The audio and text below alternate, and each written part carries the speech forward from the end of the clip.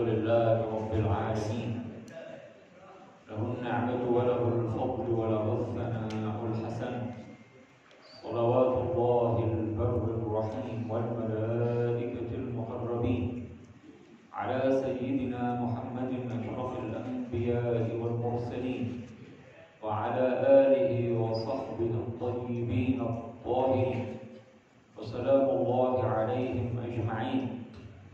اللهم لا سهل إلا ما جعلته سهلا وأنت يا حي يا قيوم تجعل الحزن إذا شئت سهلا. اللهم ارزقنا الإخلاص في النية والقول والعمل ونعوذ بك من حال أهل النار. Ma'asyiral hadirin wal hadirat jamaah yang semoga kita semuanya senantiasa dirahmati oleh Allah Subhanahu wa taala. Puji syukur senantiasa kita panjatkan kepada Allah, salawat dan salam semoga tercurahkan kepada baginda Rasulullah, keluarganya, para sahabatnya, dan orang-orang yang senantiasa tunduk dan patuh menjalankan ajaran-ajaran agamanya. Kita bersyukur kepada Allah Subhanahu wa taala bahwa di pagi hari ini Ahad yang ketiga kita sudah bisa memulai kembali kajian tafsir ayat-ayat pilihan. Semoga niat tulus ikhlas kita menghadiri majelis ini dibarengi dengan niat i'tikaf di masjid ini selama kita berada di dalamnya.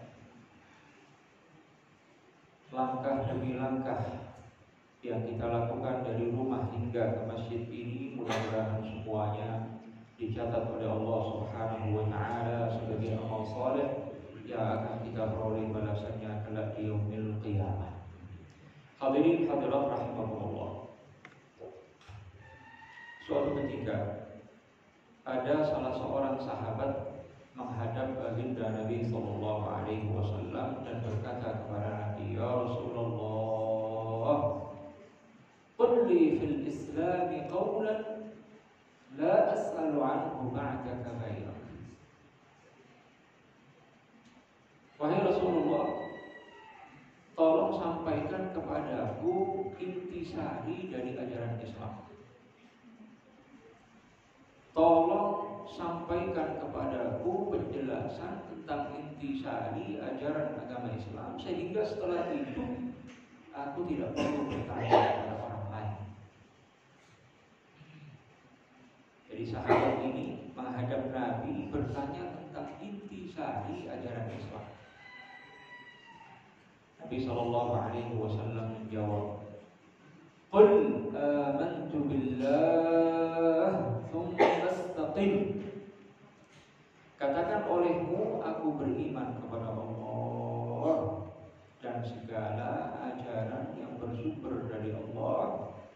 Tsumma istaqim, kemudian istiqamahlah dalam taat kepada Allah Subhanahu wa taala. Subhanallah. Ini Nabi meringkas intisari ajaran Islam ya dalam 2 poin. Yang pertama, mengimani prinsip-prinsip keyakinan, prinsip-prinsip keimanan yang disampaikan oleh Allah dan Rasulnya sallallahu alaihi wasallam.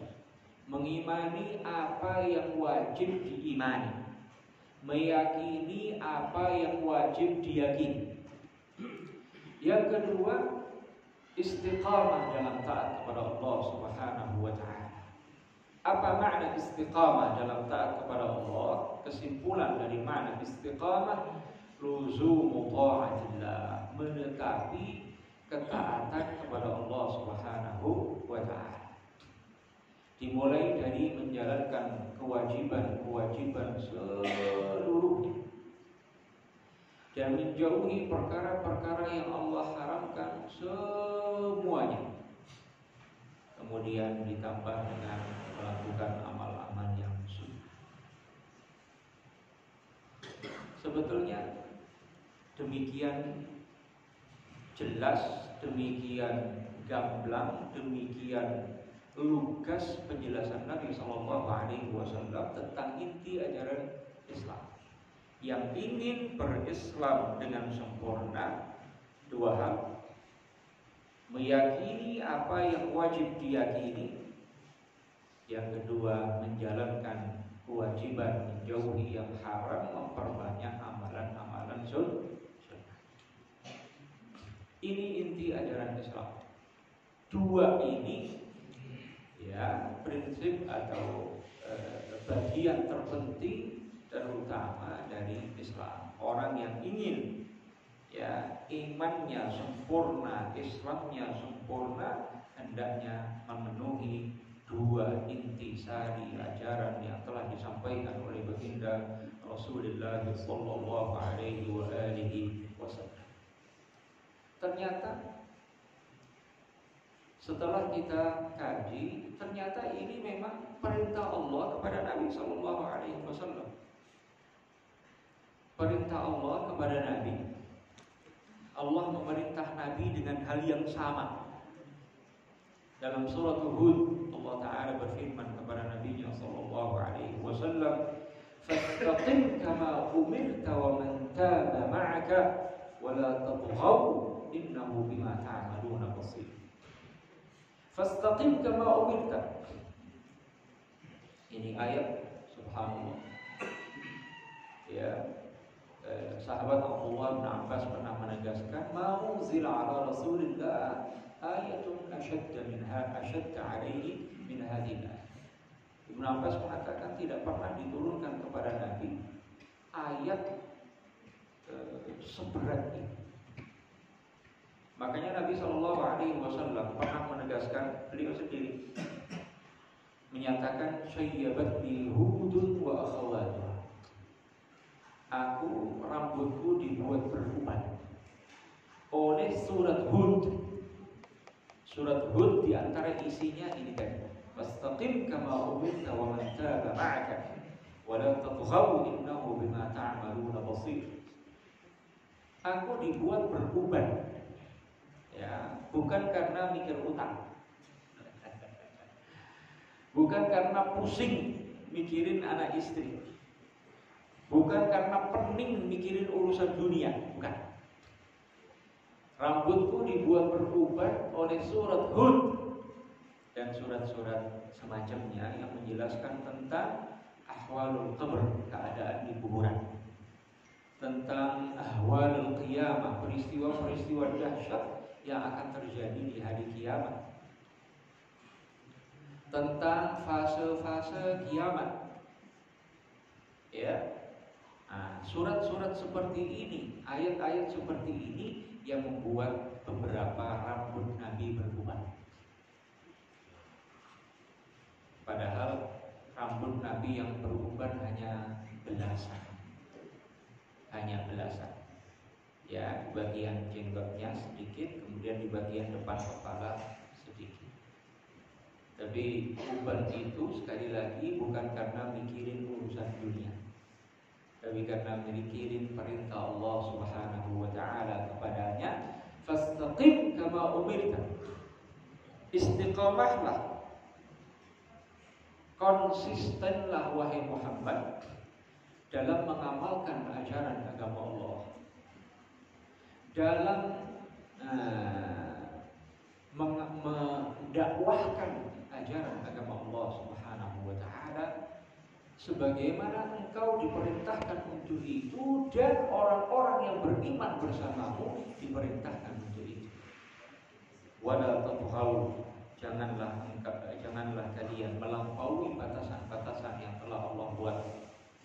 Innahu bima ta'maluna basir, sesungguhnya Allah Maha mengetahui apapun yang kalian perbuat dan akan menghisab amal perbuatan kalian kelak di yaumil qiyamah. Jadi Nabi diperintah untuk istiqamah. Lalu Nabi perintahkan perintah yang sama kepada umat. Makanya saat sahabat tadi datang meminta dijelaskan tentang intisari ajaran Islam, maka hanya dua kalimat yang Nabi ucapkan, "Qul amantu billah tsumma istaqim." Katakanlah, aku beriman kepada Allah dan segala keyakinan yang diajarkan oleh Allah dan Rasulnya, lalu istiqamahlah dalam taat kepada Allah Subhanahu wa ta'ala. Istiqamah ini kalimat yang mudah diucapkan, ya ringan di lidah untuk dikatakan, tapi prakteknya berat, sulit, tidak mudah, kecuali bagi orang yang dimudahkan oleh Allah Subhanahu wa ta'ala. Qul amantu billahi tsumma istaqim. Berimanlah kepada Allah dan segala keyakinan yang bersumber dari Allah, dan istiqamahlah dalam taat kepada Allah, menjalankan semua kewajiban, menjauhi semua perkara yang Allah harapkan, dan perbanyaklah amalan-amalan sunnah. Hadirin ma'asyiral muslimin wal muslimat rahimakumullah. Jika orang ingin mengamalkan hadis ini dan perintah yang ada dalam Al-Quran, jika ada orang yang ingin mengamalkan dua intisari dari ajaran agama Islam ini, maka prasyarat utama dan pertama, yang tidak akan bisa terwujud dua tadi kecuali dengan memenuhi syarat ini adalah mempelajari ilmu agama. Karena kita tidak akan tahu apa prinsip keimanan yang wajib kita imani, prinsip keyakinan yang wajib kita yakini, jika kita tidak tahu apa saja prinsip-prinsip keimanan yang wajib kita yakini. Dan untuk tahu itu tidak ada jalan kecuali mempelajari ilmu agama. Mungkin secara global semua kita sudah hafal itu rukun-rukun iman. Tapi apa makna beriman kepada Allah? Apa poin-poin yang wajib kita imani, kita yakini tentang Allah? Kita mau udah hafal beriman kepada Allah. Tapi apa prinsip-prinsip keyakinan? Apa poin-poin yang wajib kita imani, kita yakini tentang Allah? Beriman kepada para malaikat. Apa yang wajib kita ketahui dan kita yakini tentang para malaikatullah? Ya, karena ada sementara orang meyakini malaikat itu perempuan-perempuan cantik punya sayap. Ya Pak ya, ada nggak yang meyakini seperti itu? Ada. Sampai ada iklannya itu, iklan clear tahun berapa itu. Jadi dibayangkan malaikat itu perempuan cantik-cantik punya sayap. Nah ini bertentangan dengan iman bil malaikah, iman kepada para malaikat yang diajarkan dalam Al-Quran dan hadis. Ya, beriman kepada para nabi dan rasul. Apa? Siapa itu nabi? Siapa itu rasul? Apa saja yang wajib kita yakini tentang para nabi dan para rasul? Ya, apa sifat-sifat yang menghiasi para nabi dan para rasul? Ya, beriman kepada kitab-kitab suci. Berapa kitab suci yang Allah turunkan? Apa yang wajib kita yakini tentang kitab-kitab suci tersebut? Beriman kepada hari akhir. Apa sih hari akhir itu? Apa yang tercakup dalam poin iman kepada hari akhir? Apa saja prinsip-prinsip keimanan yang wajib kita yakini tentang hari akhir? Ya, beriman kepada qadar atau qada dan qadar. Apa itu qada dan qadar? Apa yang wajib kita yakini tentang qada dan qadar? Selain rukun iman yang 6 ini, apa yang wajib kita yakini? Nah, ini semuanya kita tidak akan bisa tahu dengan jelas, dengan gamblang, kecuali dengan menuntut ilmu agama. Intisari ajaran yang kedua, mengamalkan atau menjalankan semua kewajiban, menjauhi semua perkara yang Allah haramkan. Bapak Ibu sekalian, kewajiban yang Allah wajibkan itu bukan hanya 5. Perkara yang Allah wajibkan dalam agama kita untuk kita kerjakan itu banyak. Dan kita tidak akan bisa mengetahui semua itu kecuali dengan belajar ilmu agama. Perkara-perkara yang Allah haramkan bukan hanya 5. Mau 5, bukan hanya itu. Bukan hanya 39 atau 40. Bukan hanya 70. Banyak perkara-perkara yang Allah haramkan. Jika kita tidak mengetahui semua perkara yang Allah wajibkan, mana mungkin kita bisa menjalankannya? Tahu aja enggak, gimana mau menjalankan? Kemudian tata cara menjalankan kewajiban itu ada. Sholat tidak cukup dengan niat doang. Ada aturannya, ada rukun-rukun, syarat-syaratnya, hal-hal yang membatalkannya yang harus dijauhi. Puasa bukan hanya niat doang. Ada rukun-rukun puasa. Ada perkara-perkara membatalkan puasa yang wajib dijauhi supaya puasanya sah. Ya, begitu juga berzakat, beribadah haji dan umrah. Semua ada aturannya. Tidak cukup niat doang. Yang penting ikhlas, tidak bisa begitu. Ada aturan yang harus diikuti. Ya. Perkara-perkara yang Allah haramkan, kita juga tidak mungkin bisa mengetahuinya seluruhnya kecuali dengan belajar ilmu agama. Nah, kalau tidak tahu mana yang haram, mana mungkin kita bisa menjauhi. Kalau kita nih malam-malam jalan di hutan atau di jalanan yang rusak, ada onak, duri, ada lubang-lubang, lalu kita tidak bawa penerangan, kira-kira nyebur nggak itu? Kira-kira masuk lubang, kira-kira kena duri atau enggak? Pasti kena. Mau kita tidak tahu mana yang lubang, mana yang tidak. Ya, jika kita tidak tahu mana yang haram, tidak mungkin kita bisa menjauhi. Kemudian amalan-amalan sunnah juga begitu. Ada tata caranya, ada aturan-aturannya, ya, ada tata cara pelaksanaannya yang kalau tidak sesuai maka sia-sia amal sunnah yang kita lakukan. Man 'amila 'amalan laisa 'alaihi amruna fahuwa radd. Orang yang melakukan amal perbuatan yang tidak sesuai dengan syariatku, kata Nabi sallallahu alaihi wasallam, maka tidak akan diterima oleh Allah Subhanahu wa taala. Karena itu orang tidak akan bisa mengamalkan 2 inti ajaran Islam kecuali dengan belajar ilmu agama. Hadirin hadirat rahimakumullah. Bagaimana cara menuntut ilmu agama dalam Islam? Ini ya inti materi kita dalam kesempatan pagi hari ini. Ini sudah dijelaskan dalam Al-Quran.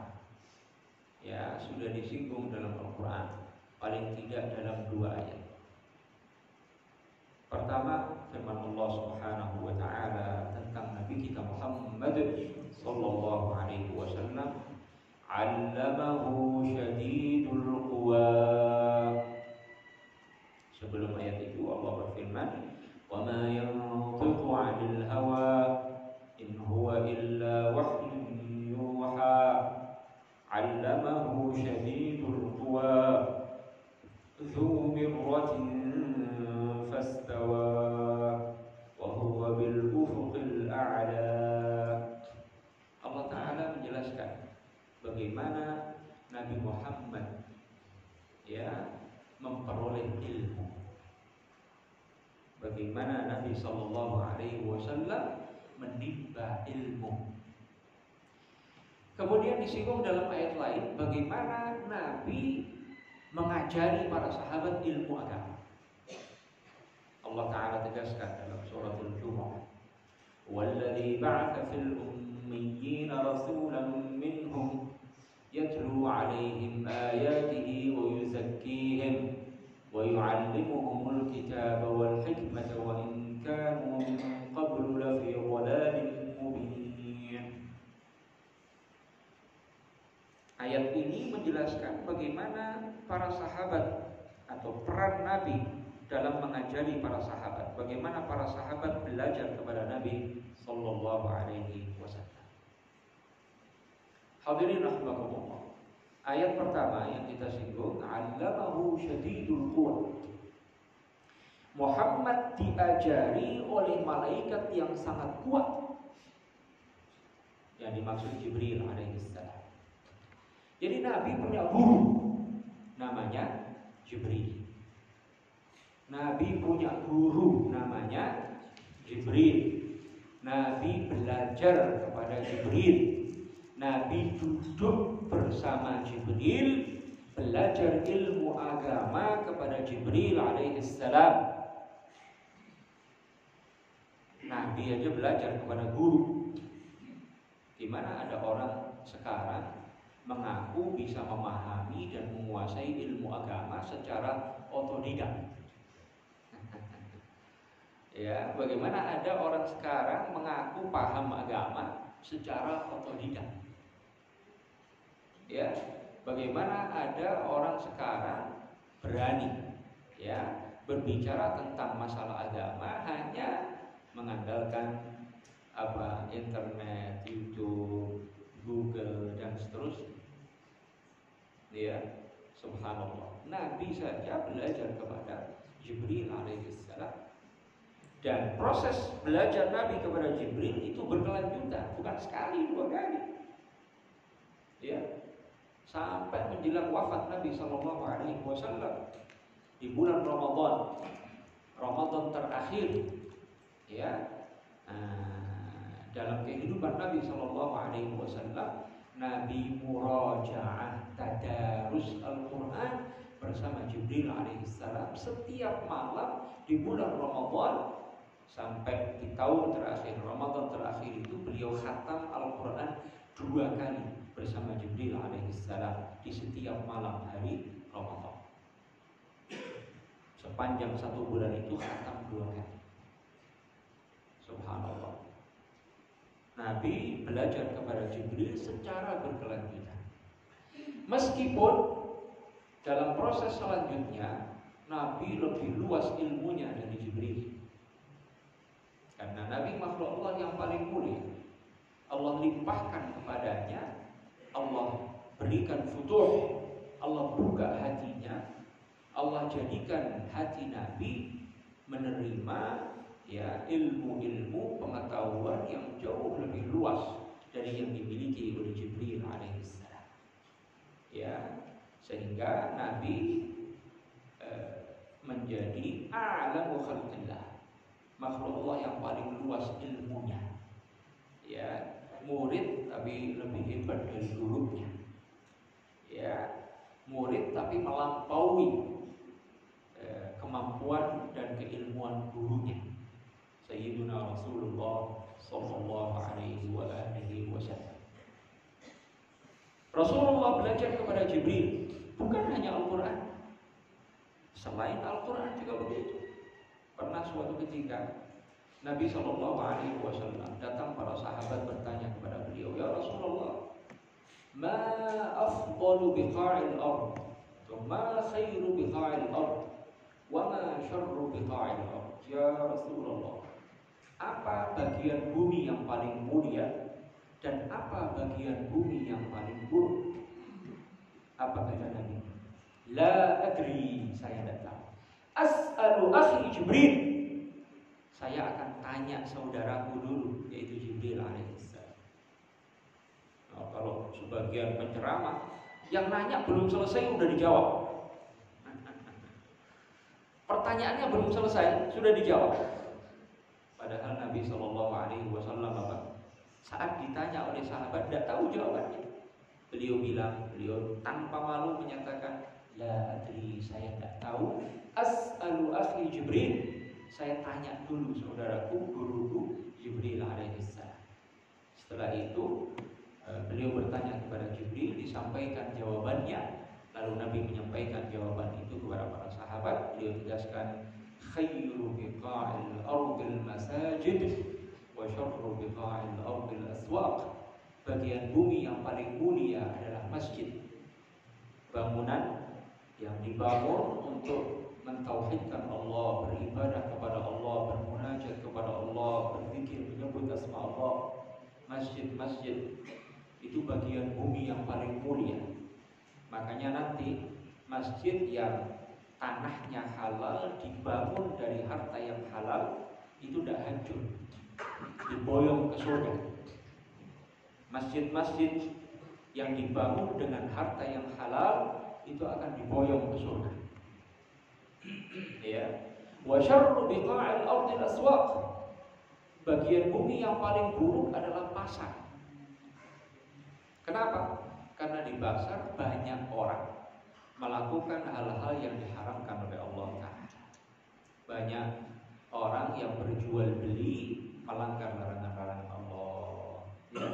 Ada orang saling iri dengki, ya, karena jualan-jualan yang tidak laku, karena iri sama tetangganya dan seterusnya. Ya, di pasar banyak orang buka aurat. Apalagi pasar modern sekarang, ya. Nah, apalagi pasar-pasar kayak mana itu,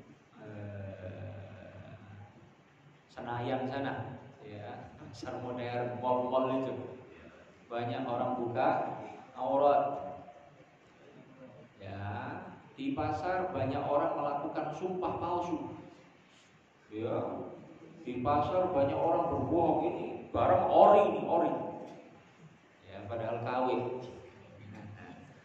Ya, ini bagus, ini masih ini, ntar dibeli, bawa pulang seminggu rusak. Ya, nah, banyak orang di pasar melakukan hal-hal yang diharamkan oleh Allah Subhanahu wa Ta'ala. Tapi bukan berarti orang haram pergi ke pasar, bukan. Haram bagi orang yang ingin melakukan perbuatan maksiat di pasar. Kalau kita tujuannya baik, tidak ingin berbuat maksiat di sana, ya boleh-boleh saja. Ya, nah, tetapi bagian bumi yang paling buruk itu salah satunya, atau dia adalah pasar. Nah, ini jawaban Nabi sampaikan setelah beliau tanya kepada Jibril alaihissalam. Masya Allah. Ya, makanya kita jangan malu bertanya. Kalau kita tidak tahu, kita bilang tidak tahu. Nah, lalu kita tanya kepada yang lebih tahu. Ya, Nabi bersabda, ajra'ukum 'alal fatwa, ajra'ukum 'alan nar. Orang yang paling berani berfatwa, maka dia adalah yang paling berani masuk neraka. Oh iya, orang bicara agama itu antara dua, benar atau salah. Benar mengantarkan ke surga, salah mengantarkan ke neraka. Makanya kalau orang bicara agama atau ditanya tentang masalah agama, pertama kali yang harus dia pikir surga sama neraka. Nah, sehingga kalau sudah begitu takut. Kalau tidak tahu jawabannya, ya bilang tidak tahu. Ya, nggak bilang menurut saya, menurut saya haram itu, menurut saya halal itu.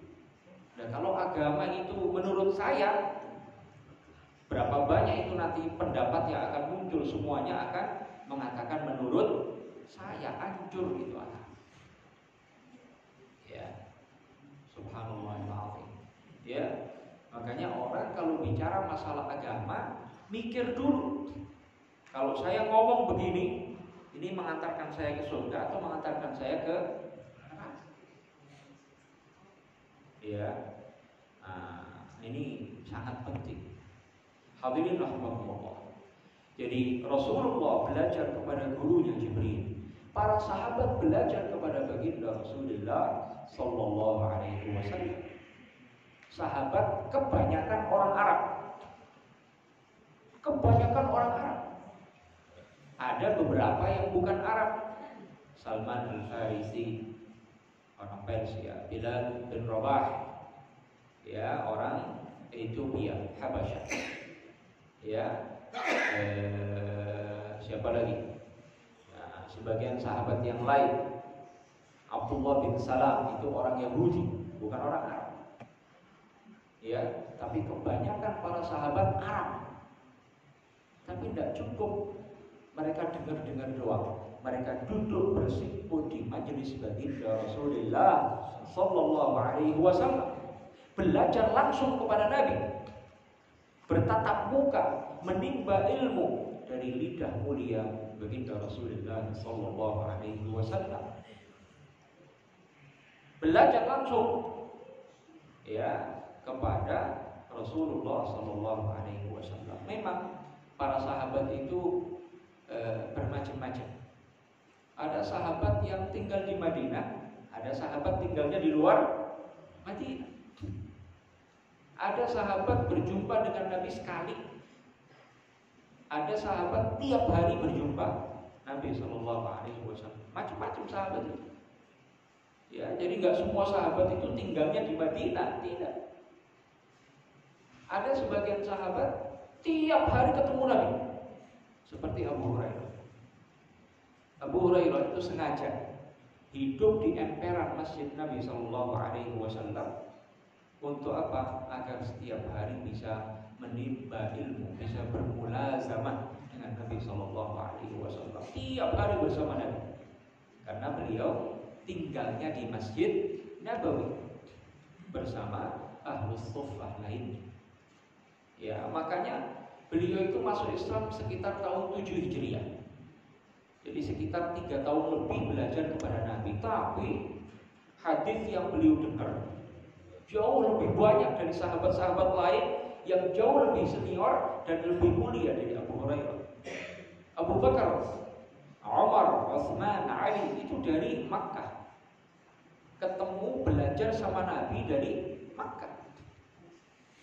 Ya, bahkan dari sebelum hijrah, 13 tahun sebelum hijrah sudah belajar kepada Nabi. Tapi hadis yang diriwayatkan dari mereka ini jauh lebih sedikit dibanding hadis yang diriwayatkan oleh Abu Hurairah radhiyallahu anhu. Kenapa?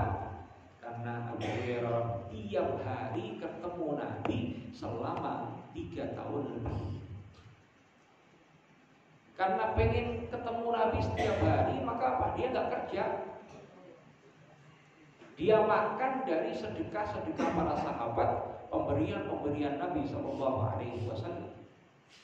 Karena pemberian Nabi dan sedekah sahabat, ya kadang sehari makan sekali, ya kadang sehari makan 2 kali, itu pun dikit-dikit. Kadang sampai pingsan kelaparan, Pak. Abu Hurairah itu berkali-kali pingsan, ya karena kelaparan. Bahkan kadang beliau itu pergi ke rumah Abu Bakar, pura-pura nanya, padahal pengen dikasih makan, tapi nggak ngomong. Pernah ke rumah Umar juga begitu, pura-pura nanya masalah agama, padahal supaya pengennya sesungguhnya supaya ditawari makan. Subhanallah. Nah, ada sahabat yang belajar kepada Nabi per 2 hari sekali. Seperti siapa? Umar bin Khattab dan tetangganya, salah seorang sahabat Ansar. Umar dan tetangganya ini punya kesepakatan. Ani hari ini yang belajar, ente kerja. Besok ani yang kerja, ente yang belajar. Nah, dengan kesepakatan apa? Tiap hari setelah pulang ke rumah, Umar menyampaikan apa yang disampaikan oleh Nabi hari itu saat dia hadir. Sahabat Ansari dari suku Ansar juga apa? Menyampaikan apa yang disampaikan di hari di mana dia hadir dan Umar tidak hadir. Sudah punya kesepakatan itu. Giliran gantian. Ya, sehari Umar, sehari tetangganya. Sehari Umar, sehari tetangganya. Masya Allah. Ya. Nah, kemudian sahabat ada yang junior. Saat Nabi hidup masih kecil-kecil. Ibnu Abbas, Ibnu Umar, ya masih kecil-kecil. Ibnu Zubair, Abdullah bin Zubair, Abdullah bin Umar, Abdullah bin Abbas. Saat Rasulullah, bahkan Al-Hasan dan Al-Husain, dua cucu Nabi, itu waktu Nabi meninggal masih kecil-kecil. Dan terus gimana itu belajarnya? Belajar kepada sahabat-sahabat senior. Sesudah Nabi meninggal, mereka belajar kepada sahabat-sahabat senior. Terus sahabat yang tinggalnya jauh dari Nabi bagaimana? Nabi kirimkan guru-guru dari para sahabat. Mu'adz bin Jabal dikirim ke Yaman, Abu Musa al-Asy'ari dikirim ke Yaman, Ali bin Abi Thalib dikirim ke Yaman. Ya, dan begitu seterusnya. Beberapa sahabat dikirim oleh Nabi ke sekian banyak penjuru dunia Islam untuk mengajari para sahabat lainnya. Ada model lain, kirim utusan. Ya, ada kirim utusan dari sebuah suku ke Madinah, sengaja apa? Belajar kepada Nabi Shallallahu Alaihi Wasallam. Gimana Nabi sholat, gimana Nabi menjelaskan tentang banyak hal, sampai 20 hari. 20 hari berselang, Nabi kesian melihat mereka ini. Udah jauh dari istri, udah 20 hari jauh dari keluarga. Kata Nabi, udah pulang. Ya, pulang ke daerah masing-masing. Ajarkan apa yang sudah kalian pelajari, kalian saksikan kepada orang-orang suku dan orang-orang kampung kalian. Begitu. Ya, yang junior belajar kepada yang senior, yang tidak berkesempatan mulazamah terus-menerus bersama Nabi, belajar kepada yang mulazamah kepada Nabi Sallallahu Alaihi Wasallam. Nah, itu belajar dalam Islam. Ya, begitu pula generasi sahabat mengajari generasi tabi'in. Generasi setelah generasi tabi'in mengajari generasi atba'at tabi'in, dan begitu seterusnya sampai di zaman kita sekarang ini. Makanya tidak ada ulama kalau tidak punya guru, itu tidak ada. Ya, ulama kalau tidak punya guru, tidak ada. Kalau nggak punya guru, bukan ulama. Kalau nggak punya guru, bukan ulama.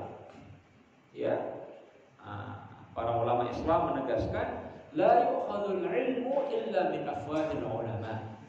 Tidak bisa ilmu diperoleh kecuali dari penjelasan langsung dari mulut para ulama. Ya, sebagian ulama mengatakan, la taqra'ul Qur'ana 'ala al-mushafiyyin wa la ta'khudhul 'ilma min as-sahafiyyin. Jangan kalian ambil ilmu tata cara baca Al-Quran dari orang yang belajar baca Quran sendiri. Bapak Ibu sekalian, pernah nggak dengar lihat orang Arab nggak bisa baca Quran? Banyak. Nggak bisa tajwid, pakai tajwid itu loh, nggak bisa. Kenapa? Nggak belajar. Orang Arab itu nggak bisa baca Quran mujawwad, murattal, nggak bisa. Kenapa? Nggak belajar. Banyak. Jangan ambil Al-Quran dari orang yang belajar sendiri dari mushaf, dibaca-baca sendiri. Kalau orang sekarang seperti orang beli di Gramedia atau semacamnya, dipencet, keluar bacaan ayatnya, lalu ditiruin, ditiru, pencet lagi ditiru,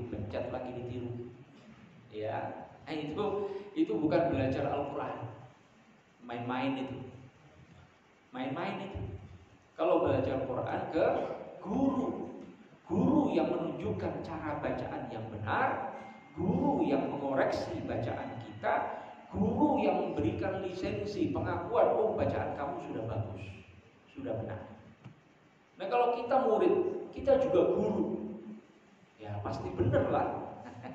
Meskipun salah, kita pasti ngomongnya benar. Kita sendiri gurunya, kita sendiri muridnya. Ya, Hadirin rahimakumullah.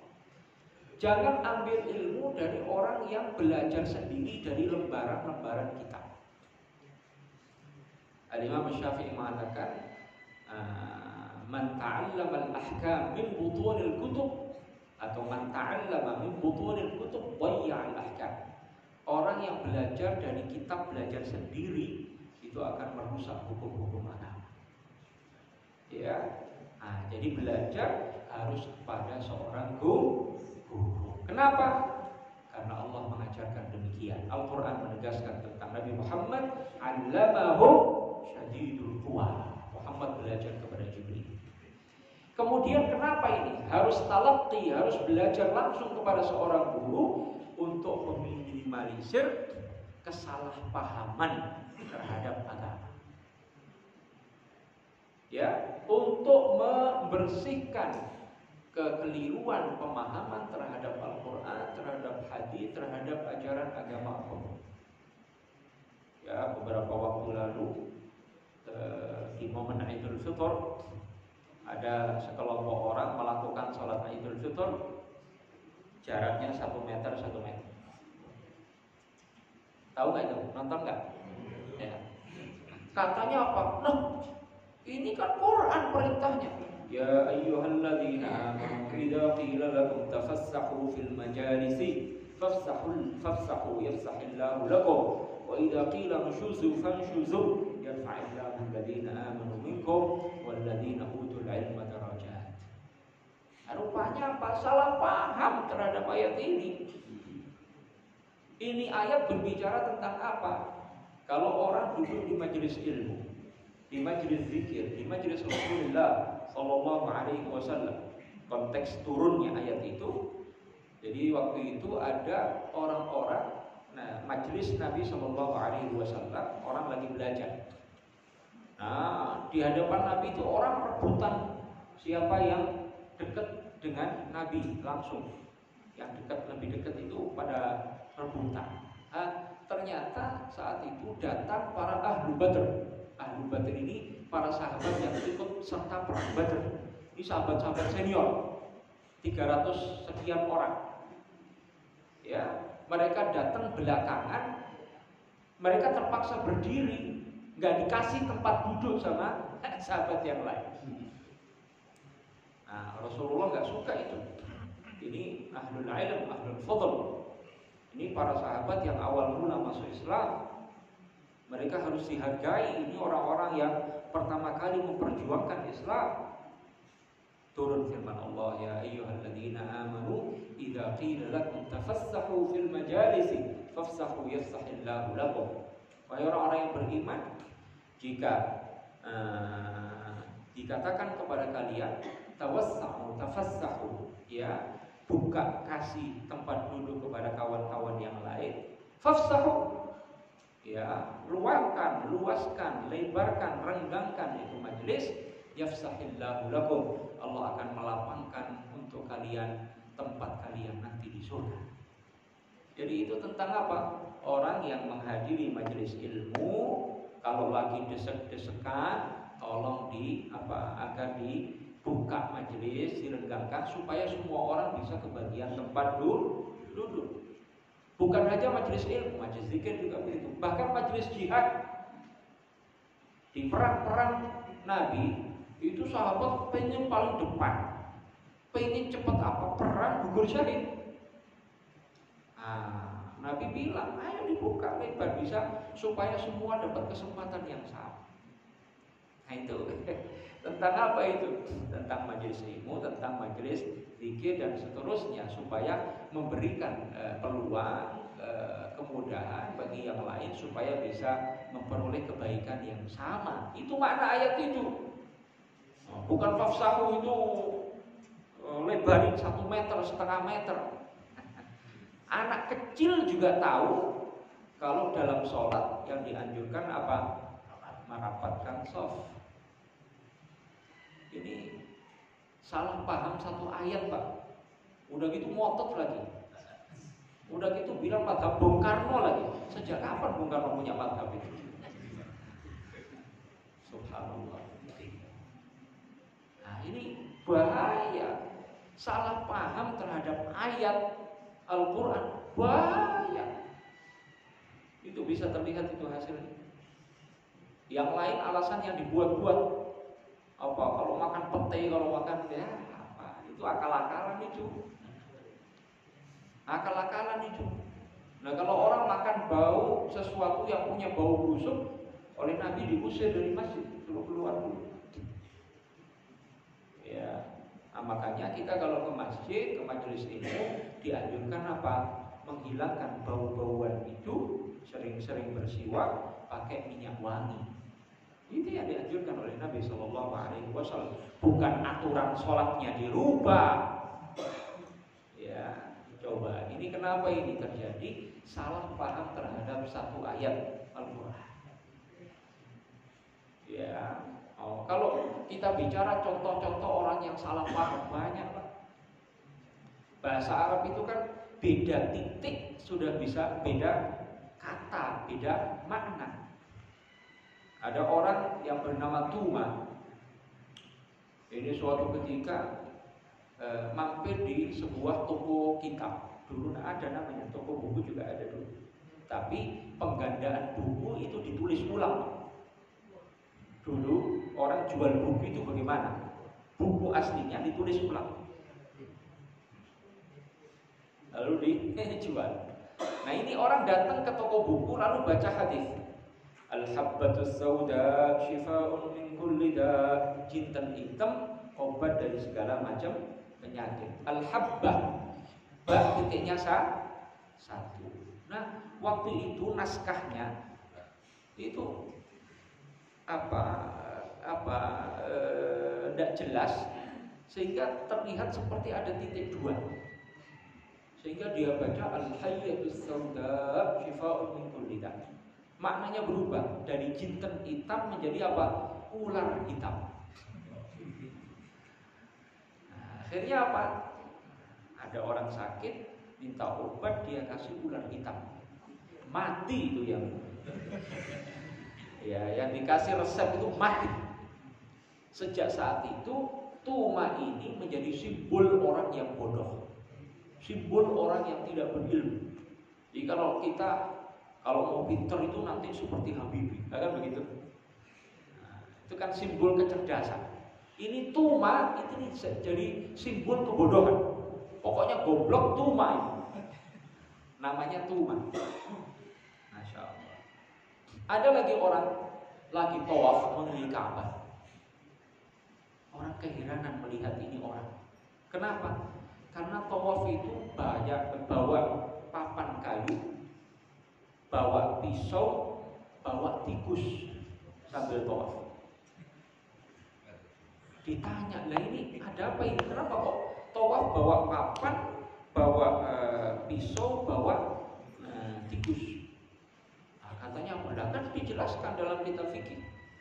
Yustahabbu an yatufa, katanya, bil baiti bi khashabatin wa sikinatin wa far. Disunnahkan katanya, kata dia, tawaf mengelilingi Ka'bah bi khashabatin, dengan bawa papan kayu, wa sikinatin, bawa pisau, wa far, bawa tikus. Rupanya apa itu? Salah baca. Sebetulnya bi khasyatin, disunnahkan tawaf mengelilingi Ka'bah bi khasyatin, dengan penuh rasa takut kepada Allah, wa sakinatin, dan penuh ketenangan, wa waqar, dan penuh ketenangan. Ya, saat tawaf itu disunnahkan tawaf itu dengan penuh kekhusyuan, ketundukan, ketenangan. Itu maknanya. Nah, karena salah baca, khasyah dibaca khasyabat, jadi bawa papan. Iya. Wasakinah dibaca wasikina, jadi bawa pisau. Wawakar dia baca wafar, jadi bawa tikus. Subhanallah. Dan ini bahayanya belajar otodidak tanpa berguru kepada seorang guru yang terpercaya. Ya, nah, makanya ayo ini Syawal sudah hampir habis, Dzulqa'dah sudah akan mulai masuk. Majelis-majelis ilmu di masjid-masjid sudah mulai dibuka.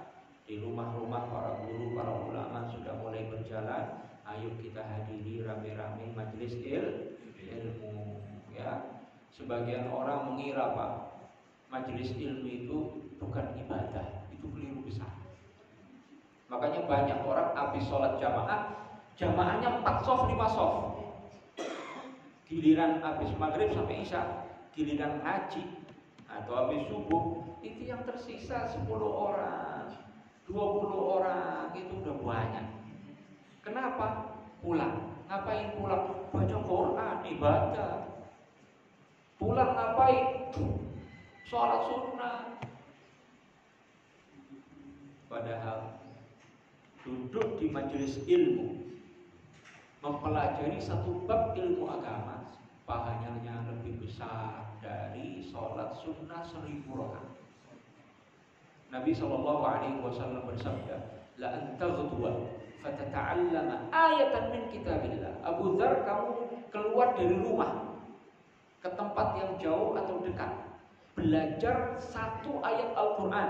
Bisa belajar tata cara bacanya, bisa belajar kandungan maknanya, maka itu lebih besar pahalanya daripada sholat sunnah 100 rakaat. Dan kamu belajar ilmu agama, satu bab ilmu agama, pahalanya lebih besar daripada sholat sunnah 1000 rakaat. Yang pulang itu antara maghrib sampai isya atau habis subuh pulang, berapa ayat sih yang dia baca? Kalau sholat berapa rakaat yang dia lakukan? Jauh kalah pahalanya dengan duduk di majelis ilmu. Jadi salah besar kalau orang mengira ya menuntut ilmu agama, duduk bersimpuh di majelis ilmu itu bukan ibadah. Keliru besar. Itu ibadah dan pahalanya jauh lebih besar dari pahala salat sunnah maupun baca Al-Quran. Selain pahala i'tikaf. Kita niat i'tikaf, nawaitu i'tikaf fi hadzal masjid ma dumtu fihi lillahi ta'ala, itu pahalanya juga besar. Ya, mudah-mudahan Allah Ta'ala mudahkan kita untuk menghadiri majelis-majelis ilmu, dilandasi dengan niat yang ikhlas karena Allah Ta'ala, dan dalam rangka berupaya untuk mengamalkan hadis Nabi SAW tentang intisari ajaran agama kita. Ya, qul amantu billah tsumma istaqim. Katakan olehmu, aku beriman kepada Allah dan segala prinsip keyakinan yang bersumber dari Allah, dan istiqamahlah dalam taat kepada Allah. Mudah-mudahan Allah ampuni dosa-dosa kita, Allah berkahi kehidupan kita, Allah menjadikan anak cucu kita anak yang saleh dan salehah, Allah berkahi keluarga kita, Allah berkahi harta benda kita, Allah mudahkan kita untuk senantiasa taat kepada Allah Subhanahu wa taala. Kita akhiri dengan doa kafaratul majlis. Subhanallahumma wa bihamdika asyhadu an la ilaha illa anta astaghfiruka wa atubu ilaik. Assalamualaikum warahmatullahi wabarakatuh.